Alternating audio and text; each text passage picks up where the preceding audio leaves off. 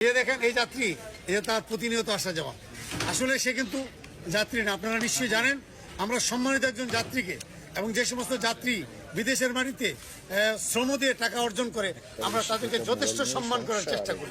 কিন্তু যখন এই যাত্রী ভেসে একটা লোক প্রতি বছর 50 বার, 60 বার, 70 বার আসা যাওয়া করে, তখন আমরা আর তাদের এই পণ্যকে আমরা তাদের এই ব্যাগেজ আমরা যখন কাটি দেখি, তাহলে কি আমরা এইভাবে মুন্সি ভাই বলতে পারি?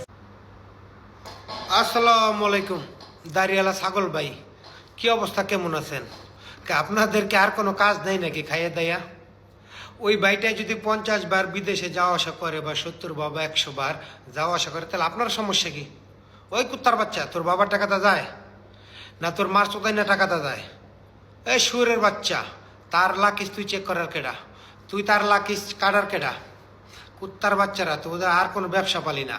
কি কইছি বুঝছিস? প্রবাসীদের উপরে হন ঝাপাইয়া পড়ছস।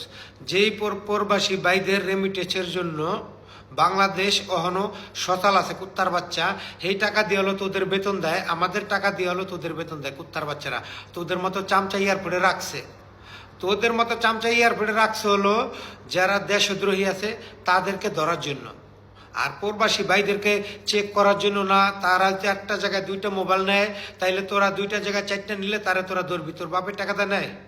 এই কুত্তার বাচ্চা, তোর কি কোনো এখতিয়ার আছে যে প্রবাসী একটা ভাই যদি 5টা মোবাইল নেয় বা 2টা মোবাইল নেয় বা 3টা মোবাইল নেয়, তোর সমস্যা কি? তোর বাবার টাকাটা নেয়? খান কিরপোলারা খাইয়ে দেয়, তোদের কোনো কাজ নেই নাকি? প্রবাসীকে পুটকি মারার ধান্দায় থাকোস, ওয়েট কর, ঠিক আছে? গোয়ার ভিতরে একবার আটকালা বাস ঢুকামু, ওই বাস আর বাইর করবো না। কি কইছি বুঝছস? কুত্তার বাচ্চারা, যখন প্রবাসীরা রেমিটেন্স পাঠান বন্ধ করে দিব, তখনই তোদের মস্তানি ছুটবো। খান কিরপোলার অন্য সময় আছে, ভালো হয়ে যা।